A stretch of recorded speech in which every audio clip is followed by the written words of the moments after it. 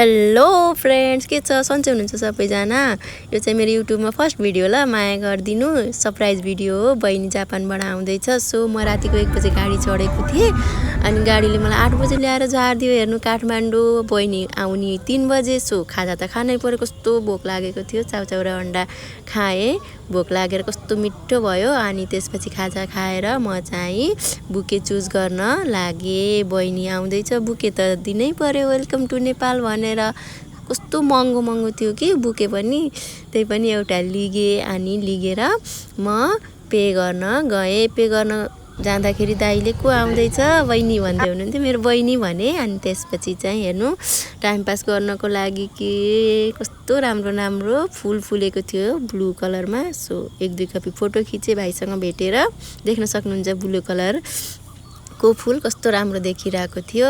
अनि त्यसपछि म फोटो खिचेर एयरपोर्टतिर लागेँ। एयरपोर्टमा नि आज भिडभाड थियो। यसरी मानिसहरू नि राख्नु भएको थियो। के गर्नु, चिनेको छैन, नत्र बोल्न हुन्थ्यो। टाइम पास पनि गर्न थियो। एयरपोर्टको लुकै यो चाहिँ साइडबाट। अनि त्यसपछि मेन गेटमा पुगेँ। मेन गेटमा पुगेको त कस्तो राम्रो भ्यू देखेको। सो मैले भिडियो क्लिप गरेँ। हाम्रो देश नेपालको झन्डा कस्तो राम्रो देखिराखेको थियो।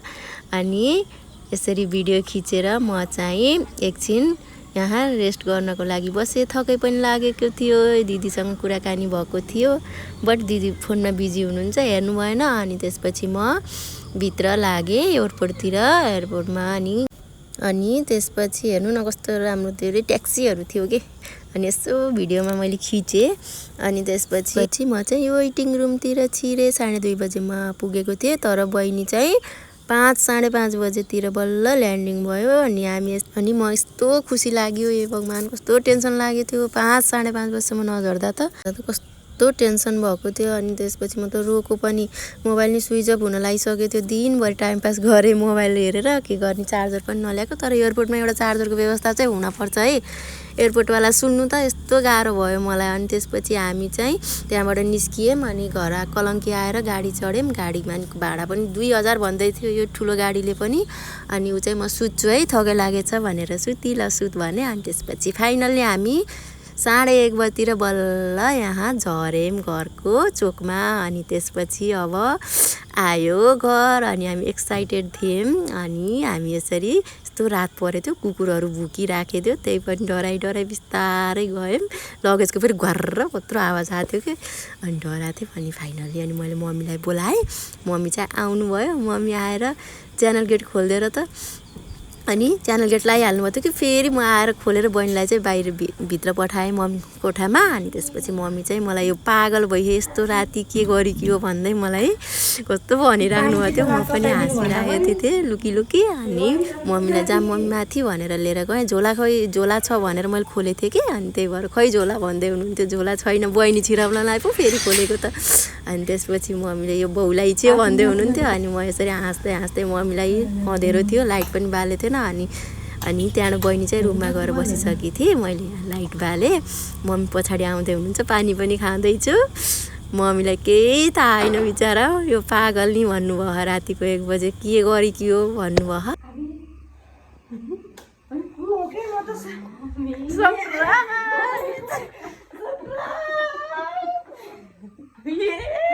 फाइनल्ली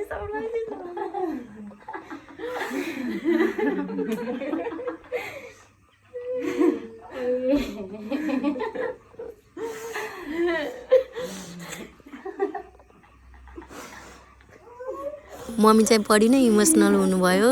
एक्कासी देख्दा सातो गयो मेरो त भन्दै, यता पनि दिपिका भन्दै हुनुहुन्थ्यो। धेरै रुनुभयो। कस्तो नराम्रो लाग्यो। जोस् खुसी पनि हुनुभयो।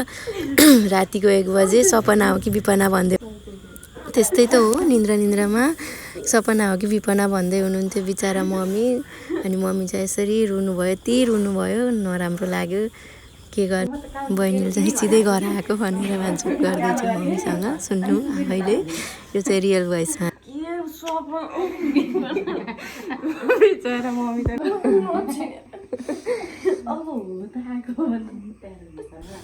यता फेरि भाइ मस्त निद्रामा थियो। आसिम भनेर बोलाएको सुनेन, उता फर्केर सुत्दै थियो।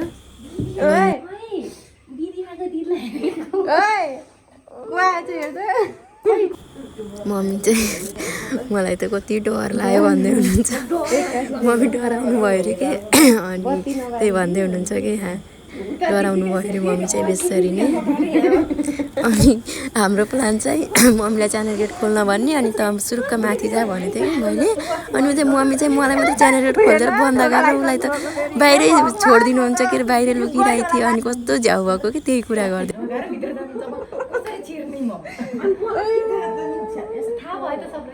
अनि नत्र त कहाँ त्यस्तो हुन्थ्यो त नि पानी तताइदिनु भनेको त पानी तातिसक्यो आइज भन्नुहुन्छ कि फेरि चाबी खोल्न पाएन अनि उमाल्नु न मम्मी यो त पागल भइसक्यो क्या हो भन्नुहुन्छ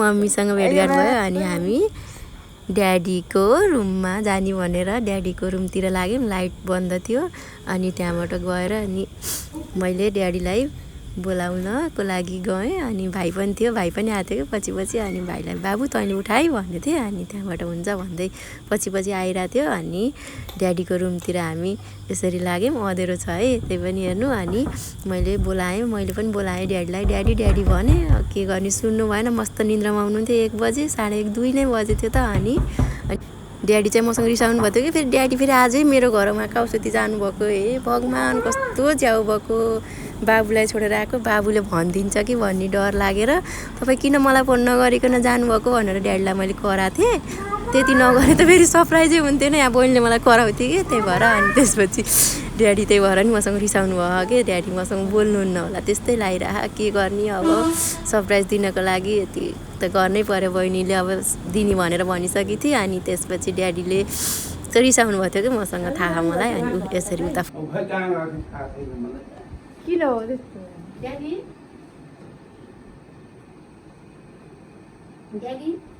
मसँग त किन रिसाउनु भयो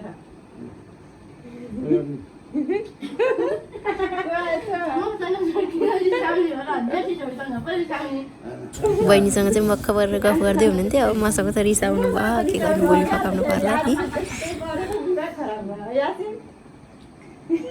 के भयो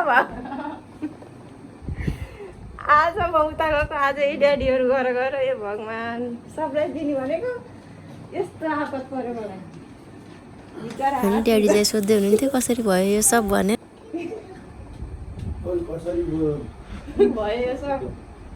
अनि त्यसपछि खाना खायौँ खाना खाएर यसरी बहिनीले चाहिँ कुरा गर्दै थिएँ ड्याडीसँग सो हाम्रो चाहिँ यसरी प्लान अनसक्सेसफुल हुन्छ भन्दा सक्सेस भयो थ्याङ्क्स फर वाचिङ